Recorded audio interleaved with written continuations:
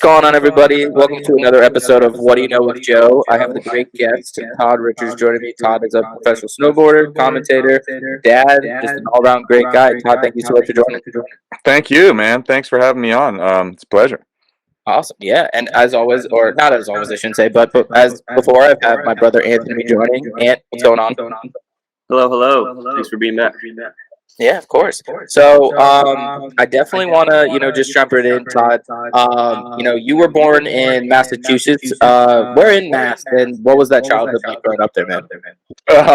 Well, I was born about an hour west of Boston in a town called Worcester. And if you're from there, you call it Worcester. And it's, it was kind of one of those things where when I was growing up, I was kind of short. I was really, really, really short, actually, until end of high school. Didn't really excel at sports. Kind of just liked to play with toys and kind of just be in my own head, imagination-wise. And it was kind of a place where if you're coming up skateboarding and you're coming up being different, like, listening to punk rock music and skating, and this is like pre-snowboarding, you're not cool. This is the time where there was no safe spaces. You were abused on a daily basis, sometimes hourly basis. Yeah. Hey, it's sometimes it makes you better. Sometimes it builds you a little bit up. So yeah. It was pretty much no snowboarding, skate. That was like your main thing. You didn't really do a whole lot of other sports and whatnot, or traditional sports in that aspect. Well, I mean, I grew up I grew up skiing, and then I grew up playing like Little League and stuff. And it was more like I was the dude in the Little League who like kind of never got to bat. And then when he did kind of get to bat, it was always like maybe you accidentally hit the ball. It was just like I was like the dude in the outfield who's like would just like sit down picking daisies. Why am I? Yeah, exactly, dude. Just the guy picking daisies. But so it wasn't really until I think it was my sophomore year in high school that one of the kind of like the king of the dipshits that I hung out with was into skating, and just it kind of came with like listening to the Black Flag, Dan Kennedy, Circle Jerks, all these different bands that you just kind of had a skateboard. Like it was just part of like the thing. Mm-hmm. And while at that point, I wouldn't call myself a skater, it was just like a life accessory. But then these kind of even older kids that had already graduated from high school had a ramp in our town, and I actually saw what like skateboarding was. It wasn't just like pushing from A to B. And that's when like everything changed. And like it was like something to like, oh shit, like I want to do that, Yeah. So were your parents supportive of all this, or were they kind of like, oh, we want you to kind of go about this, or were they supportive of you just being you? I think I was a latchkey kid for sure. My dad worked, my mom worked. So I was kind of like on my own accord, which for better or for worse. So it was like, as long as I wasn't getting in trouble, because life in the 80s was a lot different than it is now, as far as like, getting into trouble and stuff like that. So it was like, as long as I was like not failing out of school and I wasn't running with like, really sketchy people, I think my parents were they were tolerant. They weren't like, I wouldn't say they were supportive. They were very tolerant of what I was doing. Some would argue that those times were better because it's It's like the reverse helicopter parent. It's like when the helicopter leaves. Yeah, it was great, dude. Like people ask me about that all the time. It's like, you grew up, you didn't, your parents weren't like around every day, but life was just so much different back then that if you kind of like grow to be self-reliant, and it's kind of serves you later on in life. I never really thought about it as a negative at all. It was always like, whoa, I've got like, I can go and do whatever I want to go and do. And this is also at a time where like you could be in a different state, because New England is so small that you could literally be in a different state and your parents just think you're down the street. Like if your friends had a car, you know, and like there's no That's cell fucking phones, there's no nothing. So yeah. Yeah, the good old days. And so, outside of, like you mentioned, several lyrics, those music, was there anything else that was kind of influencing you? And maybe like you said, those older kids as well. Was there anything else kind of like attracting you to skating and potentially snowboarding? Was there anything that would kind of bring you in as well?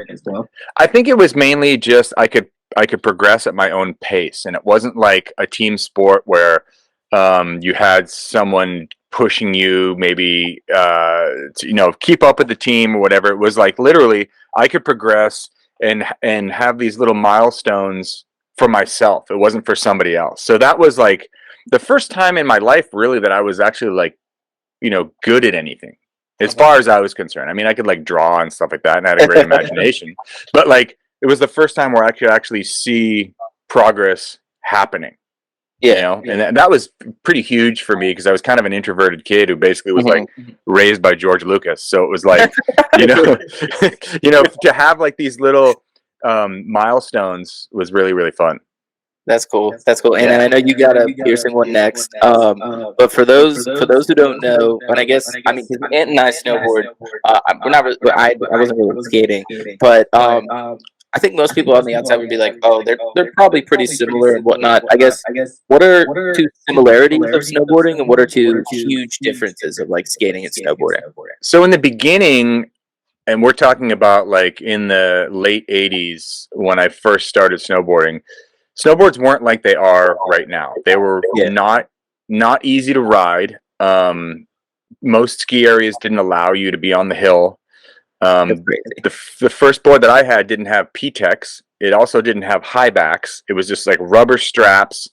So it was like really, yeah, dude. It was like there was no support. It was basically like two water ski bindings, kind of just parallel, like in a sideways stance. Interesting. And you go to ski areas, and like no wonder they didn't allow you at the ski area because these things were like death traps. Like seriously, like if you weren't getting hurt, that thing would fly off your feet and just be like a wooden missile into like some family of four. So, that at that point in time,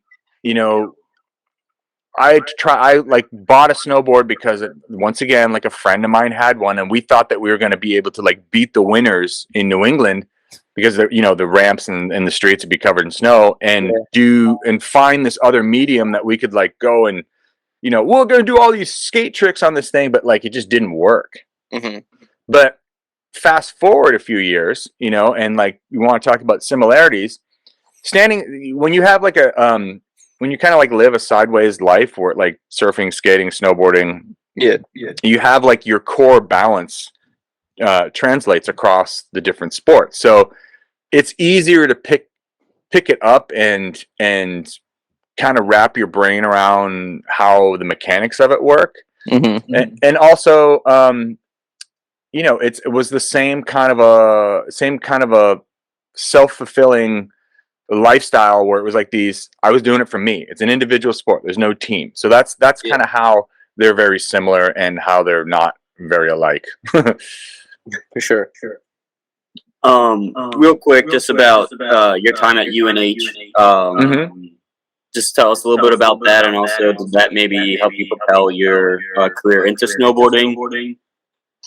So when I graduated high school in '87, and my parents were like, "Look, you're going to college," because that's kind of like what everyone did.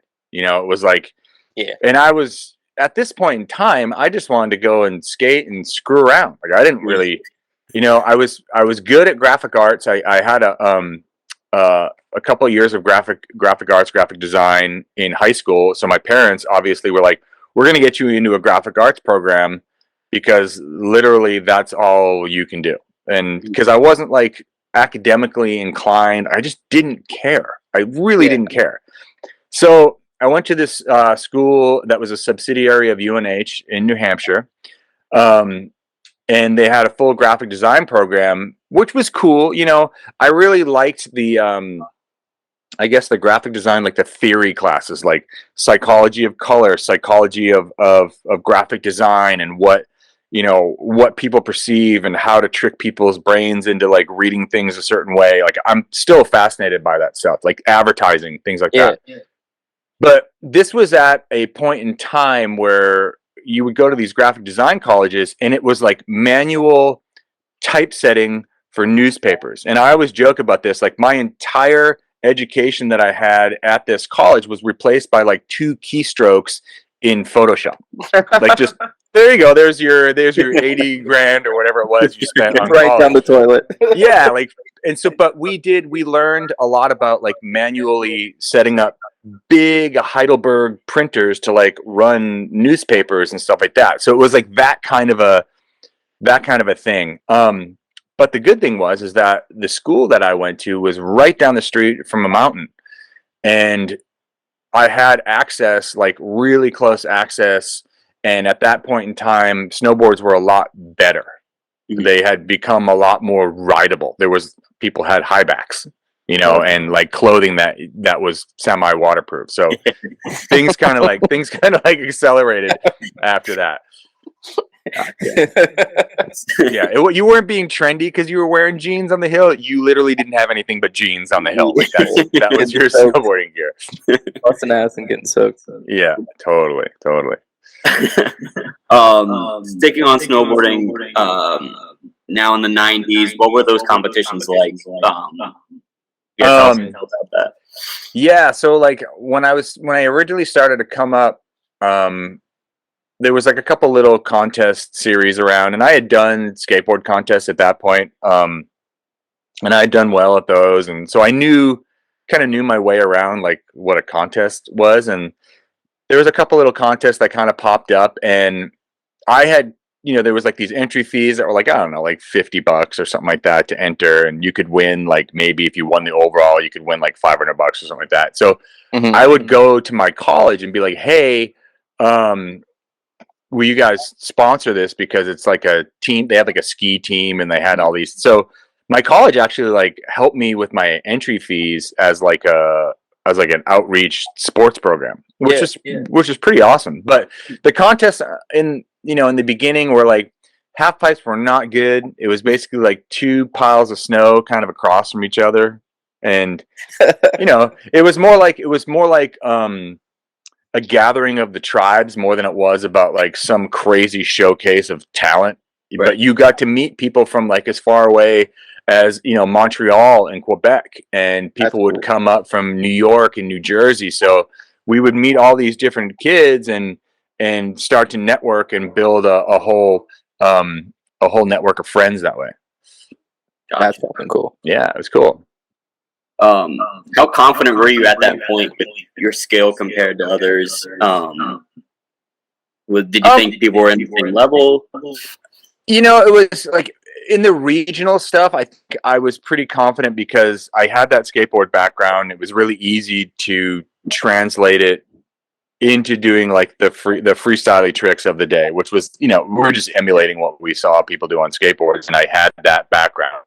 So I was like, the big fish in this really little pond. And then I think it was the end of 1989 where the U.S. Open of snowboarding was held at Stratton, and they had like a real half pipe, and I got to see like the people up close that I saw in the magazines, and I was like, whoa, like I am not here, and it was a great thing, because at that point we didn't, magazines were our only it was kind of our only source of seeing tricks. And it was like, we'd see this image of someone flying through the air doing something, but we didn't know how they got into that position.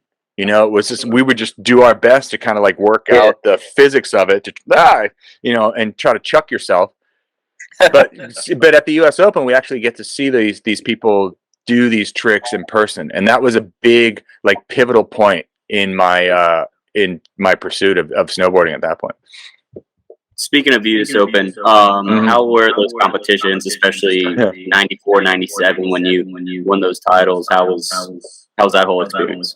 I mean, insane. I mean, the US Open, it sucks that the US Open doesn't happen on the East Coast anymore, because it was, you want to talk about a massive gathering of the tribes. It was basically like a 6-day party that culminated with the half pipe event. Was the very last event of the weekend.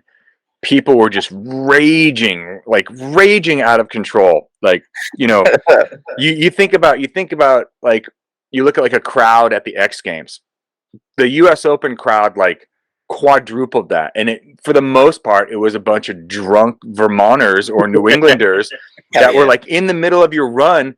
Like, people would just start throwing beer bottles across into the crowd on the other side of the pipe, and like the crowd was just mashed in like a concert. Like, it was a full gladiator pit. It was everything. So like, to be from the East Coast and actually win that in the backyard and have these fans that are just rabid and wasted and just like, it was insane, because there's snowboard fans are great across the world, but in particular in New England, the snowboard fandom was on another level. It's like, basically take how people are about the Patriots and the Bruins and the Red Sox and just put that into a snowboard fan. It's awesome.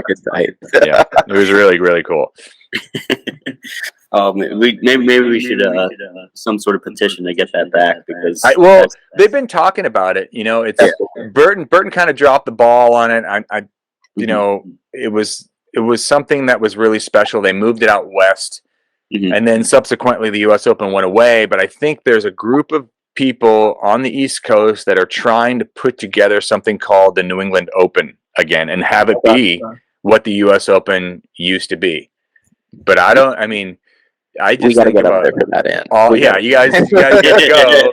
The debauchery that would go down during dude, there was always like these stories of like such and such team rider like flipped his car into a ditch, and like, you know, like someone set fire to this house. It was just always like the craziest stuff. One time, I believe, God, was it? I think Redman played at the US Open, and there was like a riot, like a straight up riot, and it was just because everyone was so cold and wasted, and no one ate any food. And then you have like Redman telling everyone to go crazy and like tear the place apart. Like, everyone's like, okay, let's tear the place apart.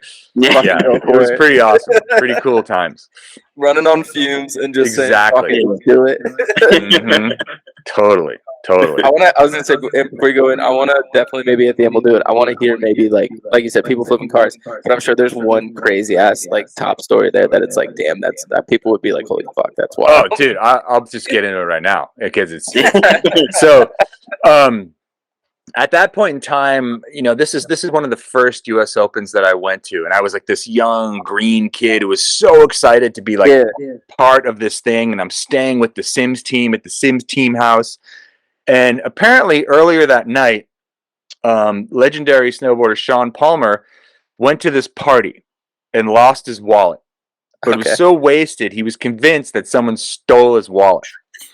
So he's like accusing everyone, and he's just like belligerent, like just full dummy drunk.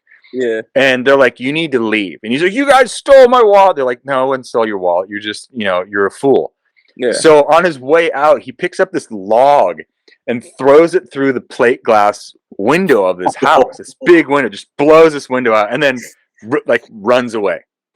So, so at like 2 a.m, I'm sleeping upstairs in this room. There's all these people in this house, and I feel someone above me, and then I feel someone's finger on my forehead, and it's just like poking me in the forehead, and it's going, "Where's Palmer? Where's Palmer?" And it's this other legendary East Coast snowboarder, Andy Coughlin, who lived in Vermont, going, "Where's Palmer?" Just poking me like really violently in the forehead. And you know, like when people are like so wasted that they're like that hot, just drunk dude breath is I can just still remember the smell. Oh, that'll. And I'm like, I don't know where Palmer is. I'm like 18, like I'm like microscopic human being, like wasn't partying. I'm like, I'm here to do well in the contest. And I've got this like man poking me in the forehead. So I'm like, I don't know where Palmer is. So they just leave. And then I hear this commotion downstairs,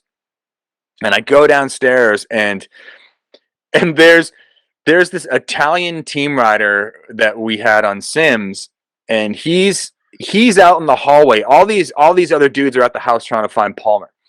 and there's this Italian dude in a Speedo. And this is like a Speedo in like 1989, 90. Like, you didn't see too many Speedos around New England at that point. Yeah. And there's this Italian guy speaking in like broken English, like, you need to go away. Like, sound like a drunk Mario. Like, you need to go away. You cannot do this in the house. Like, in a Speedo with nothing else on. And it was just like this crazy surreal moment.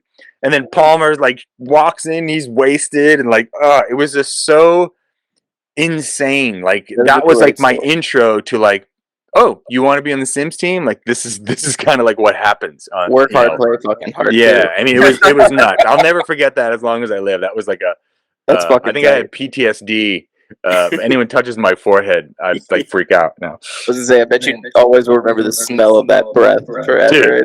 It was heavy. It was like this close to my face, like an inch off my nose, full open mouth, poking me in the forehead.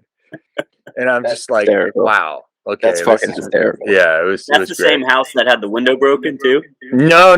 This is where Palmer okay. ran. This is like where the Sims team house was that they knew that's Palmer right. was staying.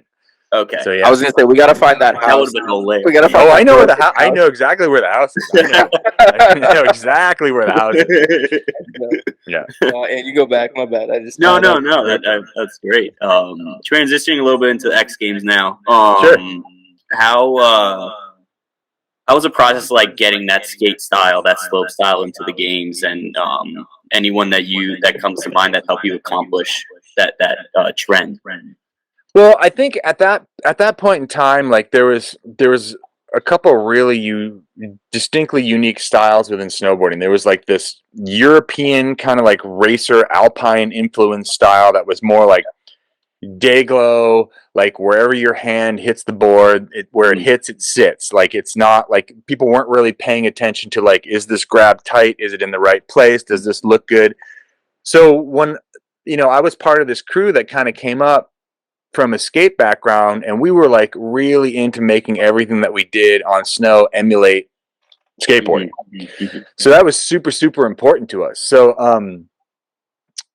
getting that going, and then like pushing that into, okay, well, we want to make it look like this in the half pipe, and we did that. And then subsequently, a few years later, like slopestyle started, which was more kind of like almost like downhill street skating in a way. It was more like there was more momentum going. You could really choose and pick your own line, and you hit the jumps, you hit the rails, berms, things like that. And that's really, for me, like when snowboarding was what really changed and into something that I really, really enjoyed doing, because it was more like I was just riding on the hill. It wasn't like half pipe's kind of like this gladiator pit where you start at the top, you end at the bottom. Pipe is, such and such a distance long, and you're confined in this tube. But slopestyle was like, yeah, it's top to bottom, whatever you want to do. There's no like prerequisite tricks or anything. Yeah. You just make your line look as good as you can. That's pretty dope. Yeah, it's fun. Joe, I didn't know if you wanted to go. I can keep going. If anything, also, like, what was that kind of like same kind of conversation in '97? Like, you got to compete in the first ever inaugural X Games. And you actually won gold in the pipe. What was the atmosphere kind of like in that first competition? I mean, you're coming big from that US Open crowd. Like, what's that crowd kind of like? And what was the competition looking like in the first X Games? Well, you got to think, like, there'd already been 2 X Games at that point, and they were summer X Games. They weren't winter X Games. So, and that was the first time that we ever saw like skating showcased in that kind of a format, like on ESPN. Like, they took it seriously. Like, they had like sports announcers, and it was kind of a big deal. Like, there was nothing like that up until that point. So, we being the skate snow community, we saw that as like, shit, like, we'd be so sick if we could get the X Games to do the winter. And so fast forward 2 years, all of a sudden the inaugural winter X Games happens at Big Bear at Snow Summit. And these were all, it was an invite list only. It was, and that was kind of weird at that point too, because usually all these competitions would have, an open qualifier that you have to show up 3 days before, and you have to like battle your way to the finals day. But this was like a hand-picked group of people to compete. And so it was a lot of the people that I had competed with before, but it was the first time that we had snowboard, like I said, like on ESPN, and it was showcased in a format where there was like a medal ceremony and this whole crazy thing where like it was legit. It like added legitness to the way that it was showcased to the world. Yeah. And there was a lot of money behind it. There was a lot of push behind it. It was probably one of the biggest prize purses that I had ever seen up until that point. So it was really, really fun to do that. And I mean, it just kind of put things on the map. And it was like, I guess I didn't really realize the significance of it at the time, but you know, it's pretty cool to be like, oh yeah, I freaking won the very first Winter X Games. Because you think about where X Games is now. Yeah, right. Arguably is kind of a shell of what it was in like the mid 2000s when X Games was like freaking crazy at its peak, you know. Yeah.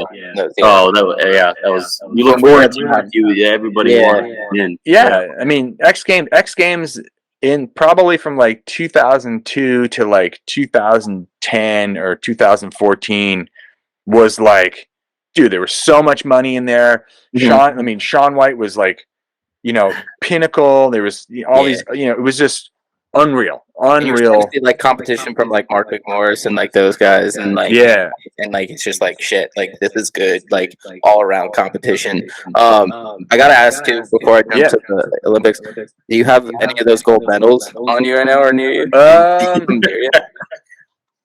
I'm looking around. No, I was gonna say I was so curious because I imagine like that's the thing too, like medals, like how they look and the design and shit. I'm sure like that first one's probably kind of fun. Oh yeah, no, they changed a lot. Like the first one we got was very similar to the Summer X Games medals that were given out previous years, and it was really cool. It's just like this square with a X in the middle. And one was gold, one was silver, and one was bronze. And it was just, you know, it was really cool. But as, you know, as the years go on, like the X Games medals and like what they hand to people, like the hardware, it's changed a lot. You know, big time. I mean, I think also you have the unique perspective of winning, but also being part of like that inaugural 1997 X Games. You also got to be part of like the first inaugural U.S. Olympic snowboarding team. Talk to us a little bit about that, and like, was that kind of like collected people as well, kind of like to the first X Games, and like, what was the crew like there? Hopefully, it was kind of like the Sims team where you got to fucking rage and shit like that too. But like, well, it was weird. It was kind of one of those things where we didn't know what to expect. You know, at that point in time, everyone was talking about the Olympics, and it was a big deal, but at the same time, there was like a lot of skiers and a lot of you know, people that were kind of trying to tell us, because they had gone before, like for moguls or for downhill or for all these things, and they were trying to like give us all this information of what it was going to be like. Sure. And it kind of just like in one ear and out the other, and because, you know, we were snowboarders and, you know, fuck everybody and like that whole thing. So like we finally get to the Olympics and it was really intimidating, because, you know, you don't really hang out, because I had friends from all over the world that I would hang out with on every weekend. Yeah, you weren't like really allowed to like hang, you know. Like I remember opening ceremonies before we walked out to the big opening ceremony where all the different countries are set up. And we were like running over to our friends like in Norway, our friends over, you know, in Sweden or you know, Canada, and their teams were like what are you doing? Like, why are you here? What are you doing over here? And it was just so, at that point in time, Olympics was very like team pride. Now it's a little bit different because there's just so many, you know, it's so global and everyone's friends. But at that point in time, it was really weird and everyone was really serious, and we weren't very, you know, we were serious about what we were doing, but we didn't really understand the significance of the Olympics and what it really meant. And it really, you go through the competition in 1998. It was kind of like we were the guinea pigs. They made us compete on this day that was like torrential downpour. Like every other event was canceled that day except for us. I didn't do so hot. I did pretty shitty. But fast forwarding to in 2002, when we had the Olympics in Salt Lake City, and the men swept. Kelly Clark won. It was beautiful and sunny out. The half pipe was absolutely perfect. The Red Hot Chili Peppers played at the bottom. It was like, this is snowboarding. This is snowboarding being showcased to the world. Like Chappelle was down at the bottom of the pipe. It was like the craziest thing, because it was like front and center, and it was in the U.S., like the birthplace of the sport, and like birthplace of like action sports culture. And it was a far cry from what we experienced 4 years previous in 1998. I can tell you that much. That's dope. That's dope. Yeah, it was really cool. And since then, like since 2002, it's gone crazy. And I'll argue with anyone that these days snowboarding is the anchor for the Olympics at this point, for the youth. For the youth, I'll say. I would agree with that for sure. And did you, between like 1990 or between 1998 and 2002, did you see maybe a little bit more relaxed for like the rules, so to speak? Like, was it so that I'm sure that people were still very competitive, but was it a little bit more chill as far as like seeing your buddies from like Norway or Sweden? Yeah, I think it was more relaxed in the sense of it became a little bit more snowboardy, but I think conversely to that, it became a lot more serious, because people saw what could happen if you won the gold. I mean, it's funny because we had that American sweep in 2002. Ross Powers, Danny Cass, and JJ Thomas won for the top three. I mean, it was so big, and those guys were. I remember being in Salt Lake after they had won, and they were like royalty, like rock star treatment everywhere they went. So fast forward from that to 2006 in Torino. People like Shaun White were like watching these dudes being like, holy crap, if I win, like I'm going stratospheric with this thing. All I got to do is win. And that's literally when the legend of Shaun White kind of started, was after him seeing those guys win and just said, I want that. I want to feel that. And that's shit changed after that. I was going to say that dude became the flying tomato, and the whole rest of I know. He went from the tomato to the tight pants king to like, he's been through a lot of different different phases, I should say. Yeah, dude. That whole interview where he's like, I'm talking about Mountain Dew, baby girl. That is the greatest fucking greatest television interview of all time. I'm talking Mountain Dew, baby. Yeah, I was gonna say there ain't no way it's Mountain Dew. But jumping a little bit back to the X Games, you were able to also win gold in 2000. I know we talked about like the jump, and we'll jump back to you for sure because I know you had some piercing questions. We talked a little bit about like the differences between 97 and like 2000 as far as like where the game was going. Did you maybe see, the competition, like as far as like the crowds and like the way they were interacting, did that all change, or was it kind of like with the Olympics where like people were taking it really seriously and they were trying to win because they could get something from this? Like, was it almost like grown like even more, and it was like getting like to where it was like in the mid 2000s, or was it just kind of like still in its baby steps getting there? No, I think at that point in time, the crowd started to get really big, and I think X Games did such a good job of having this like prestigious thing. Like X Games was huge. I mean, it was like it was such a big thing for action sports in general, and they did a really good job of marketing the X Games to the fans. So first X Games was at Snow Summit. The next two X Games were at Crested Butte in Colorado, and then the one in 2000 was in Mount Snow in Vermont, which once again, backyard East Coast fans, backyard, they come out of the woodwork. So like they're raging. Eminem played that night too. Like there was just like dude, like this is like when Eminem just was like popping. Just popping. Yeah. So it was crazy, and you had all these people, and they were fanatical fans, and they would stand out there all day in the cold, and they were like appreciative of you putting on a show. So yeah, it did. The crowd started to get bigger and bigger, and if you have an event like the X Games, and like, let's say you have the half pipe halfway up the hill, like it's not at the bottom.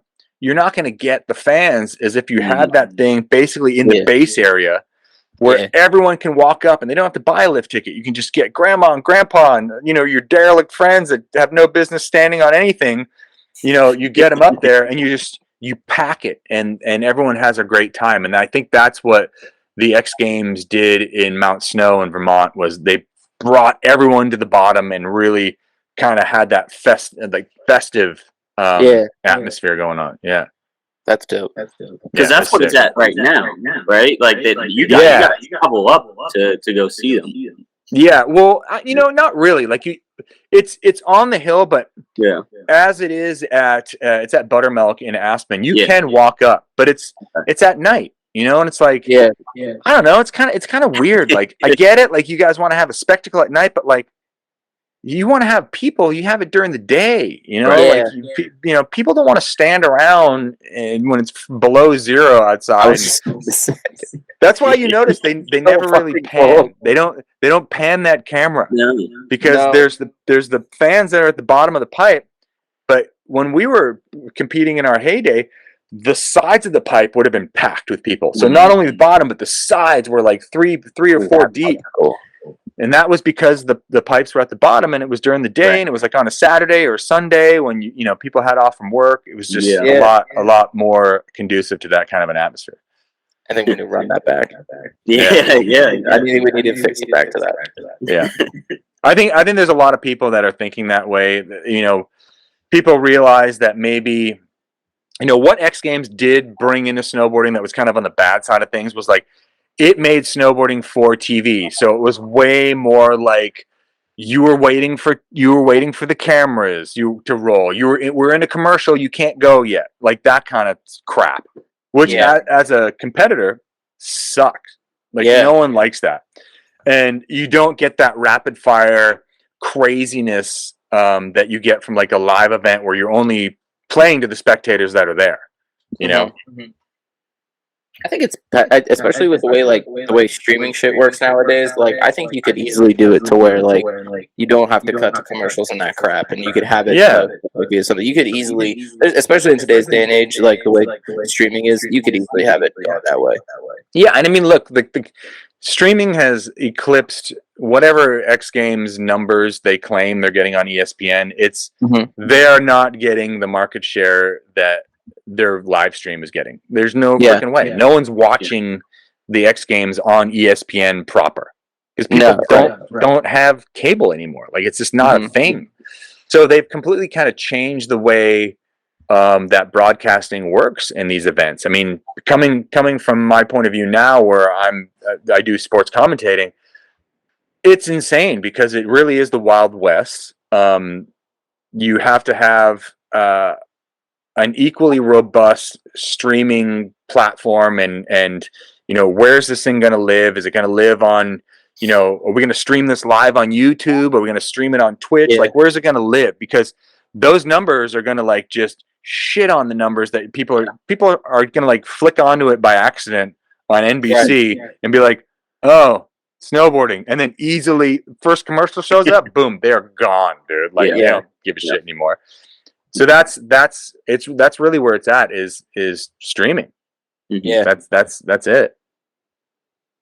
Real quick before we get into your commentating career, what was it like as competing at your last X Games, as well as when was your last snowboarding competition? Was it a little bit of a bittersweet thing because you kind of maybe had some other things that you wanted to strive for outside of snowboarding, or like you said, for commentating purposes? But what was all that like? Where's the end of your career? God, I can't even remember when. Like my last like big competition was probably the 2008 X Games, maybe 2010. Yeah, I think it was 2010, and I was just going through the motions at that point. I'd competed for so many years. I wasn't going to freaking win. Even if I had the best run I could possibly do and did it perfect, there was like some 14-year-old that was like just shitting on my ability level. So I was, I was thankful that they brought me in and let me compete, but that was like my last marquee event. I've competed in events since then, but they're all like, it'd be like a skate, snow, surf event, or like a legends competition somewhere. And I still love it. I still think that stuff is really, really fun to do. So it wasn't really like a bittersweet, like, not like if you're thinking in terms, in comparison terms to like Shaun White, like at the bottom of the pipe on one knee, like crying, like this will be my last. Like, no, I was like, fuck, what time is it? Let's go get some dinner. Yeah. I don't think I'm gonna do that again. Like, it wasn't even like there wasn't even like a thought. Like, yeah, I'm kind of over it. No one gives a shit. You just kind of move on to different things. But I guess, in defense of how Shaun kind of stepped away from it, like, competition was his life. Like, that was it was his identity. So to like hang that up was probably like a pretty bittersweet moment and a real lifestyle change for somebody. But that was the opposite of what I felt. I was like, what time is it? 6? God, we got to go get pizza. Like that, that was like my thought process.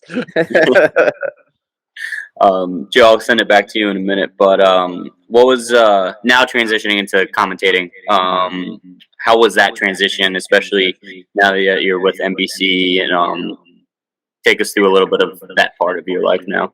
Well, I got hurt in the early winter of 2003, 2004. I got hurt. I fell and snapped my arm like really horrifically. So I was out kind of early season, and I was, going to do the X Games that year. And I remember getting a call from someone that were like, "Hey, you can't compete physically, but do you want to commentate this thing?"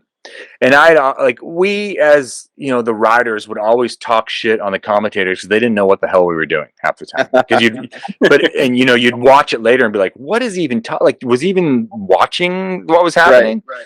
So it was something that I thought was important to give back to the sport, was like at least some respectful commentary that kind of showed that someone knows what's happening, that can like anticipate what's coming from one of the riders, knows the feelings of like if a trick is going right, if a trick is going wrong. So it was just kind of natural. And then, after that I got better and I competed.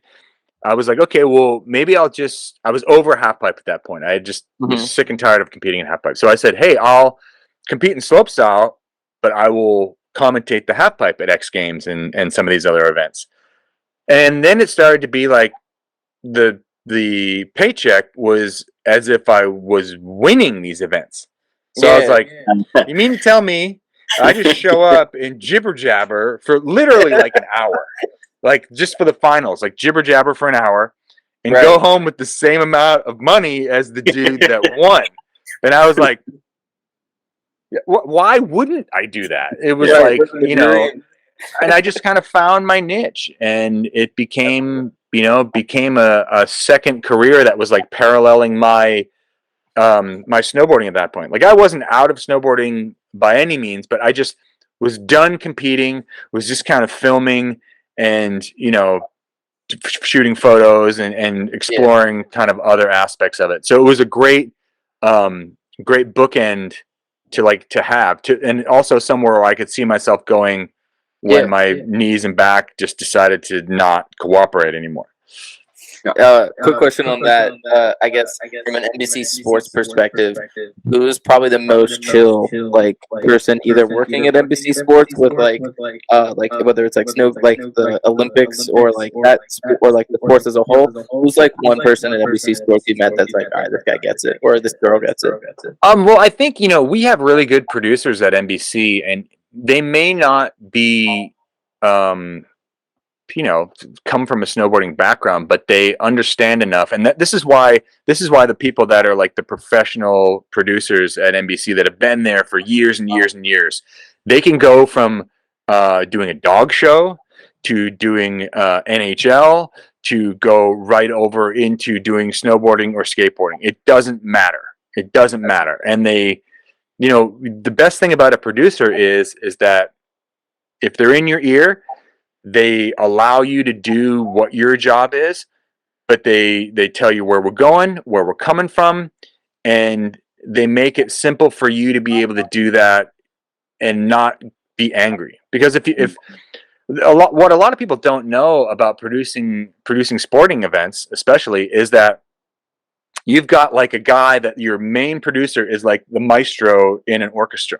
Right. And he's standing in front of a bunch of TV screens, and there's all these minions around him with computers and Avid decks and things and pushing buttons. And he's like, give me camera 4, give me camera 5, give me and like sometimes we will only hear the calm, cool, collected producer going, all right, we're coming out of commercial in 3, 2, 1. But sometimes they will leave the mic open in the truck, and you will hear the fucking anarchy that's going on. What the hell? Give me camera 3, you idiot! We gotta get this. Well, where are you going? What the hell are you showing me? Like that kind of crazy stuff. That is going. We lost camera 4. Oh my god! What an idiot! Like it's just this crazy chaos that's in there. So, my hat's off to any sports producer that is in the truck and bringing these events to you, because we just, you know, if you're not in it, you don't know the crazy shit that is happening, you know, behind the scenes. But I'll say one of the most chill dudes ever, Mike Trico. Really? Yeah, Trico is awesome. I can see that.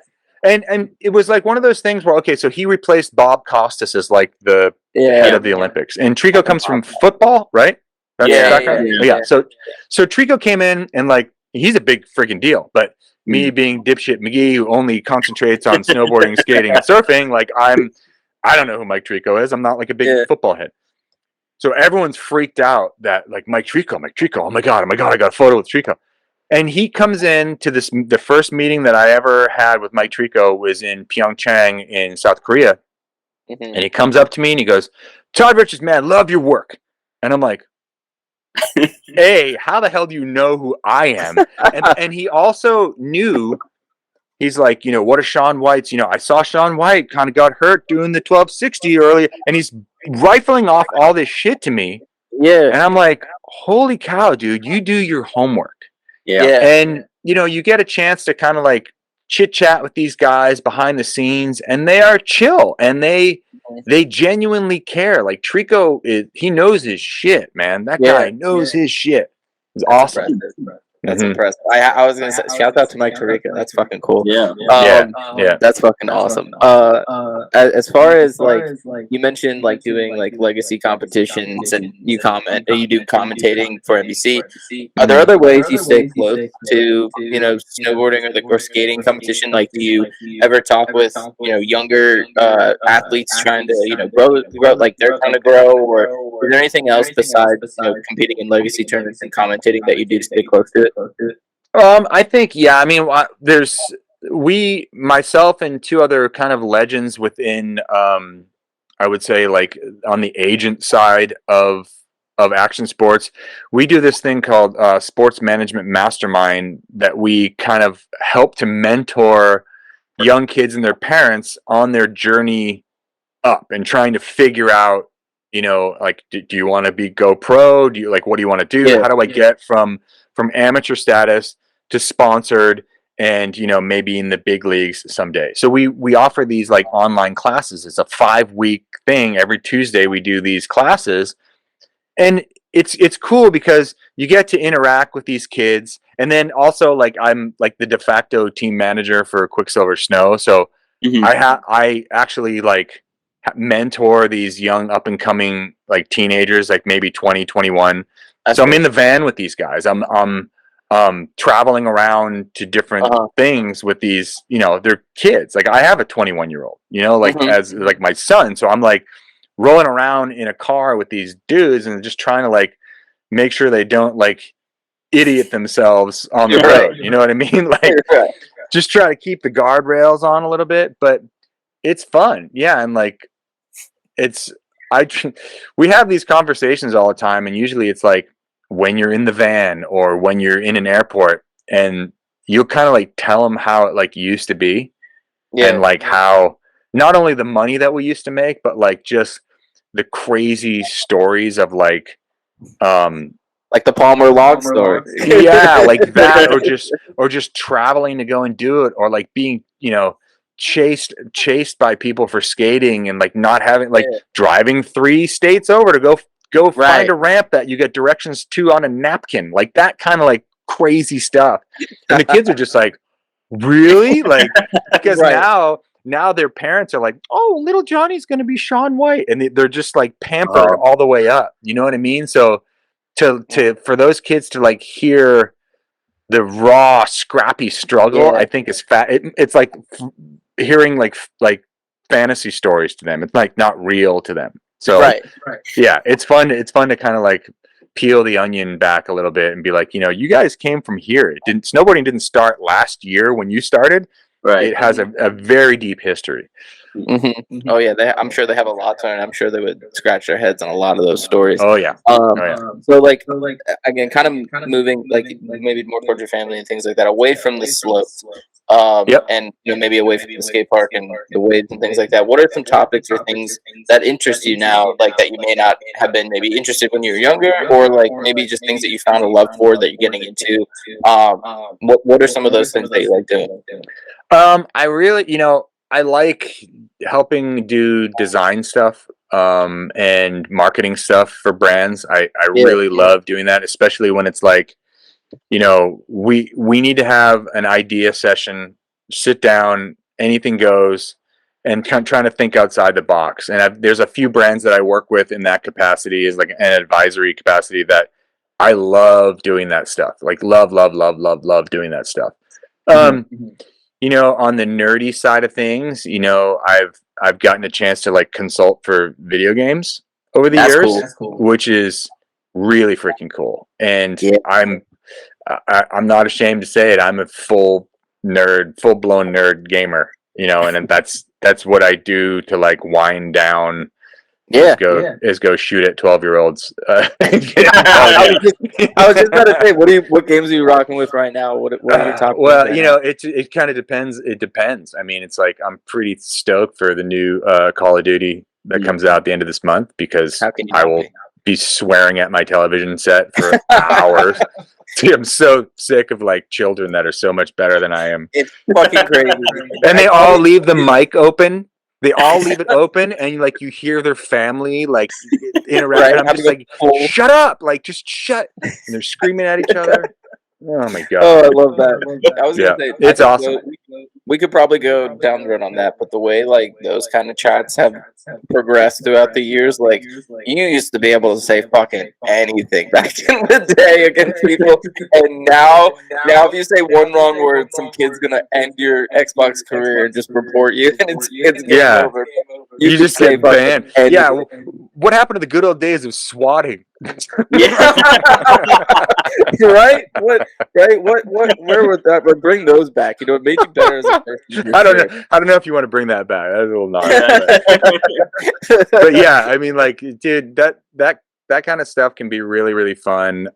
You know, and I'm super into like the long form story games too, like getting lost in like The Last of Us for days, weeks, like that kind of shit. I really like. I love that medium of like really good storytelling that you're actually like kind of playing a movie. Like I love that.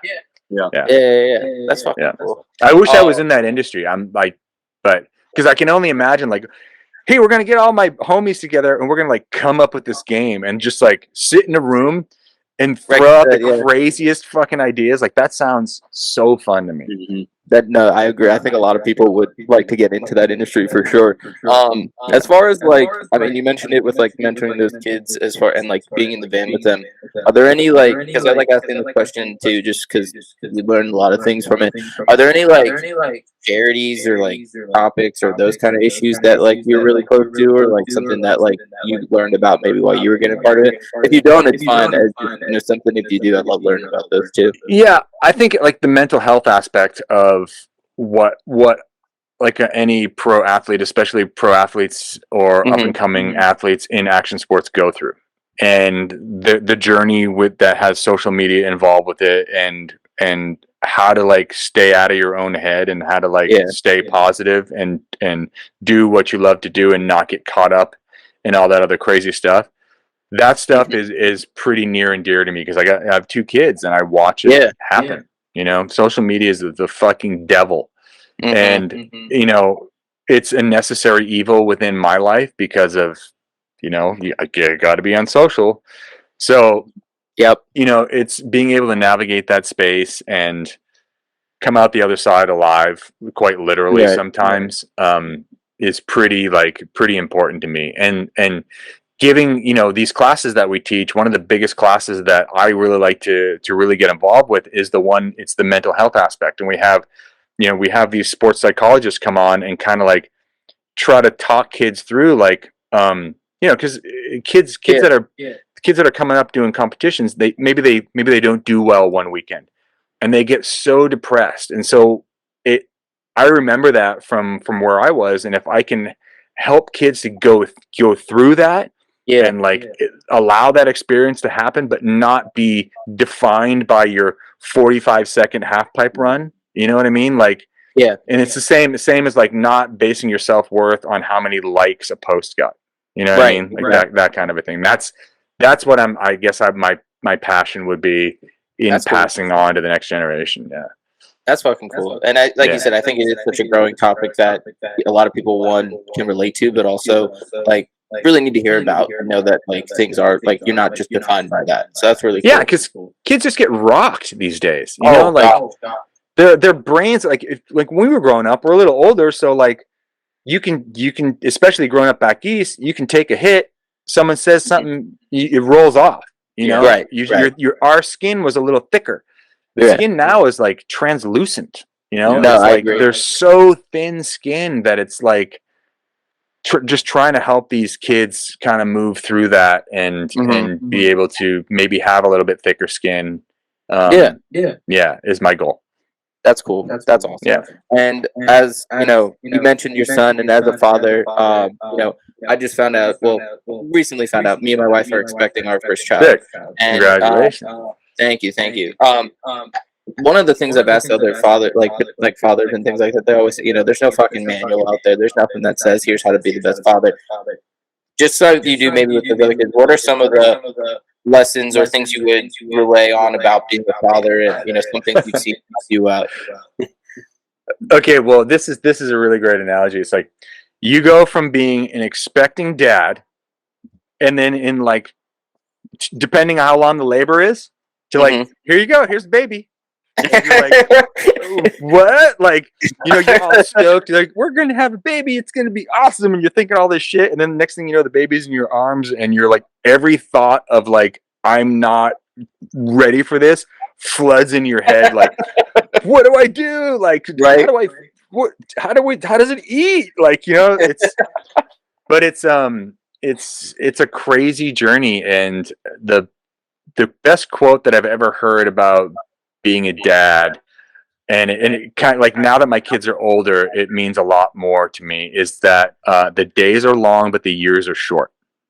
And especially when you have a newborn, you and your wife, you're going to be like, I didn't realize that there was a 48-hour day.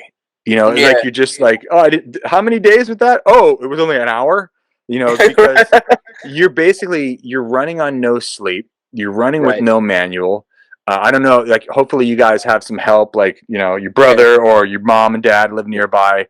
It's basically just, you know, you kind of figure it out. It's trial by fire. It's really trial by fire. That's why kid number 2, a lot of people, and then kid number 3, they're like, I don't know where he is. Is he around here somewhere? You know, it's like you begin to like have kind of like, you know, a more comfortability, a more relaxed approach to it.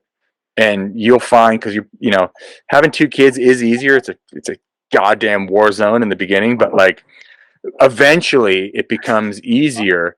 But you know, you'll find with your second child that the stuff that you pushed on your first child, you're a lot more lenient with, you know, because you figure, what's worse can happen? I'm People that have like 2 or 3 kids. I feel that. My brother will tell you too. That's because like we're the 2 youngest, so like I definitely understand that for sure. It's kind of like, your parents are just like, you can let him roll around in the Mercury. He'll be fine. He'll be fine. He'll be good. He'll be good. Yeah, he'll be good. Last question, and thank you so much for sharing that. Very excited. Dude, no worries. Last question of the podcast, and thank you again for being on here. Absolutely. I like asking a question for everyone because it's a silly kind of fun question. You never know what you're gonna get. So, you know, similar to that scene in the movie Step Brothers where Brennan and Dale roll up to the playground and they have to face all the elementary school kids. In a similar kind of situation, how many 5th graders do you think you could fight before they take over and like overpower you? You just made me eat white dog crap. Exactly. How many 5th graders do I think I could take? Yeah, dude, man. I kind of think about this stuff randomly. I think I could take like probably 10 5th graders, dude. But it depends. Like not these like new school like mutant 5th graders that are like they're shaving in 5th grade. You know what I mean? 5th graders are but like dude. Average size 5th graders, I'd probably take like 10. Yeah, because you can really fool them. You know, you can do the fake out trip. Like they're so dumb in 5th grade, man. You can just like whip those kids around. Yeah, I agree. That's a respectful. I got 10. Yeah, I respect that. And what about? I want to check in with you on this answer. How many do you think you can take? Yeah, I mean, last time we talked about this was a few episodes ago. I said 10 to 15. I think I'm going to stay with that. I mean, 15 might be a bit much to handle. You can be overwhelmed by 15, right? Well, like to your point, it's a different. 5th graders are different nowadays. Like you said, I feel like I'm just remembering how we all grew up. But yeah, it's just. Yeah, I'm sticking with 10 to 15. I'm staying strong. Dude, I kind of look at it like Walking Dead. You know, you're like, I could fully take on like 10 zombies, but they are very intimidating in numbers. Yeah. So the more there are, the harder it might get. Two aspects of this question that kind of recently were raised to me. One, I saw kind of what you were saying. One person responded back to like in a comment for like one of these and was like, a 5th grade Mississippian boy could easily mess you up. And I was like, well, I'm not talking about those corn-fed boy, like those things are a lot of whole milk. Not these whole milk kids. Like, we're talking average. I'm not raised on Fortnite. I could take like 10 raised on Fortnite kids. So I was gonna say to that point, like another friend of mine brought up a good point. Like kids nowadays, like, and a little bit to what you said, you know, you could definitely from like as you're going on in this fight, mentally you have an edge on them a little bit, like you said, right? Like, they're the Fortnite kids. You could probably take a handful of more of those down because of mentally, like psychologically, you could not so much like mentally break them down, but like psychologically, you could get in their head a little bit easier. And I was like, that is an interesting perspective for that. That is a different part that you could definitely go after for them. You can't discount a 5th grader's stamina though. They have a lot more stamina. Yeah. But here I am. I'm just picturing like picking one up and throwing it at the other 5th graders like that. Right. There's a lot of stuff that's going on in my head right now. I get that. Taking down some 5th graders. And you can take down another 4 or 5 with one chuck like that. I mean, right? That's what I'm talking about. But they don't stay down. That's the problem with 5th graders. They don't stay down. They're limber. Yeah. They're loose and limber. I get, and you never know if they're coming like straight from recess or lunch or something like that. They got that energy. Yeah. But thank you for answering that question. I respect that answer. That's a great, respectable answer. Before I let you go, is there anything else you wanted to share? Anything else that you had that you wanted to share with people? But you've been a great guest, so thank you. I guess I'll plug our podcast. I have a podcast. It's called The Monday Mass. It's on Spotify and Apple and all the other places where you can find it. And it's at The Monday Mass on Instagram. And it's me and my friend Chris. And it's an action sports show about nothing. It's the framework is action sports, but we talk about it's basically like it's kind of like talking about attacking 5th graders like the whole time. There's nothing in there that it goes off on tangents beyond tangents. So it's kind of a fun listen. So yeah, The Monday Mass with Chris Cote and Todd Richards. I'm definitely going to tune into that for sure. Let's get Thank that you. subscribed right away. That's fucking awesome. But you're a friend of the pod. You're welcome back anytime. Thank you so much. Thanks, we'll man. be listening to you at commentating for sure. And with that, we'll head to the outro. But thank you so much for coming. It's been a pleasure. Thank you, boys. We'll see you later.